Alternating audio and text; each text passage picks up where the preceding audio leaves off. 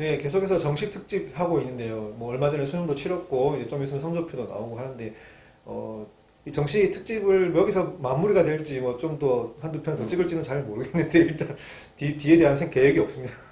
일단 뭐 오늘도 정식 특집이라고 한다는 거. 오늘 주제는 문과 이제 네. 인문계 학생들의 저별 간판 따기라는 이 얘기를 하는 게 결국은 특별하게 자기가 정해놓은 학과를 목표로 하는 부분도 있겠지만 그걸보다 더 중요한 거는 내가 좀 더 좋은 대학교에 가겠다, 더 이름 있는 대학교에 가겠다라는 그런 요건들이 다 있기 때문에 그거에 대한 어떤 해소 부분에서 기본적인 이제 얘기를 하는 거고. 그러면 이제 수도권 주요 대학들 각 대학별로 어떤 학과들이 작년 그 자료이기 때문에 요게 이제 꼭 그 대학의 그 학과가 매년 뭐 제일 낫다 이렇게는 말씀드릴 수도 없고, 그 다음에 상위권 대학 같은 경우는 표준 점수 위주로 이제 딥니다. 100분위로 그거 하는 게 아니거든요. 하지만 발표된 자료들은 표준 점수가 또 네. 발표가 안 돼 있고 100분위만 되어 있다 보니 100분위 가지고 대략적인 가이드만 보자 이런 거고요. 예체능 특수학과, 뭐 사범대 교육학과 이런 쪽 신학 쪽 이런 거 빼고 일반 대학의 일반 학과 이렇게 보면 될 것 같고, 표는 여기 이제 띄워드리겠지만은 컷이 70%컷 100분위 이렇게 되는 거고요. 기본적으로 이제 이 내용을 좀 더 구체적으로 보기 전에 문과 계열에서는 어떤 학과들이 주로 좀 이제 좀 낮은 학과일까요? 네, 주로 어문계열이죠. 어문계열도 네. 뭐, 그러니까 철학 계열도 옛날에 낮았는데 철학은 낮은데 또 심리학은 높더라고요 또. 예.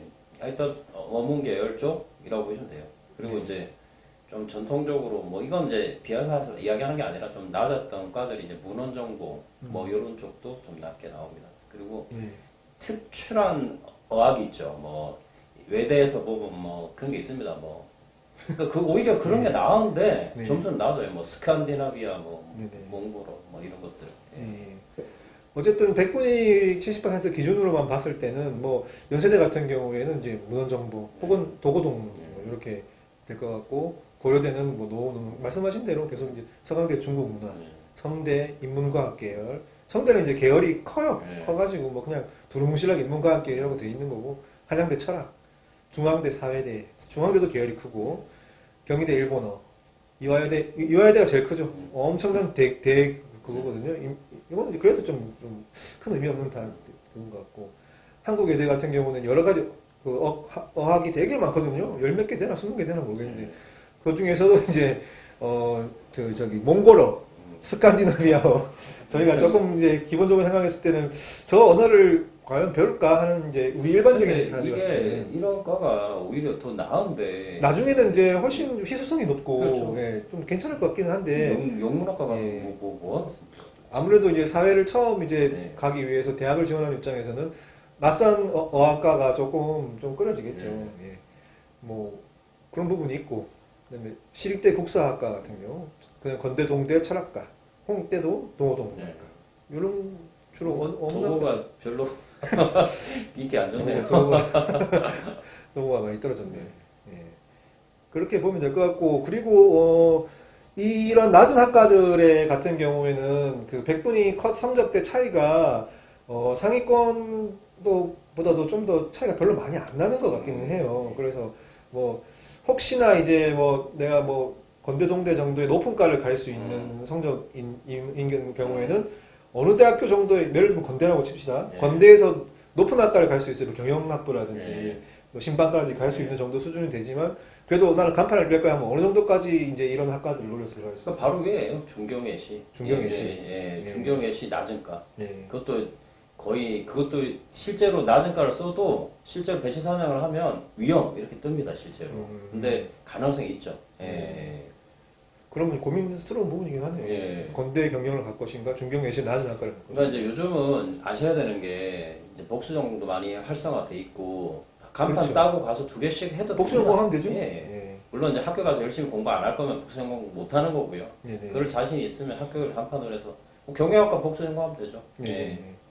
그다음에 뭐 그러면 그런 식으로 따지면 중경외시의 높은 학과가 그러면 또 이제 서성한 서성안에 낮은 예. 과 정도 들어갈 수. 그러니까 중경외시 정도하고 서성안하고 또 연고대의 차이가 그렇게 크지가 않거든요. 네. 그러니까 중경외시의 경영이 되면 오히려 성대의 서성한 정도의 중간가 정도까지 갈 수 있습니다. 네. 그리고 고대 연고대의 낮은 가까지 갈 수 있어요. 네네네. 예, 그렇게. 거기는 그 정도가 예, 되는구나. 예. 건동하고는 좀 차이가 납니다. 예. 예.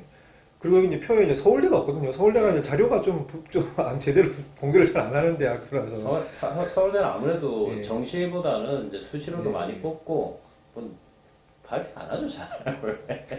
역시 연고대 높은 학과면 네. 서울대 낮은 학과는 네, 뭐 맞습니다. 들어갈 수 있는 그럴 그런 수 있습니다. 약간 우리가 흔히 말하는 서성한 중경외시 네. 이렇게 할 때 이제 한 칸 정도의 위를 그렇죠, 그렇죠. 이제 보시면 된다. 예. 그 정도도 애들 입장에서는 학교 레벨이 확 올라가는 거기 때문에 그렇죠. 해볼만 하죠. 네. 예. 단, 그 학교에 높은 학과를 갈 수 있는 성적이 나왔을 때 얘기를 하는 그렇죠. 예, 중위권 정도 나와가지고 그 위의 레벨을 넘기는 힘들다. 네. 예. 그리고 뭐 이상한 컨설팅 아까 저번에 제가 컨설팅 이야기할 때도 그랬지만 뭐 되지도 않는 점수인데 뭐 될 수 있다 빵꾸 난다 이런 거 그거 1% 확률 가지고 하는 건 말이 안 됩니다. 예.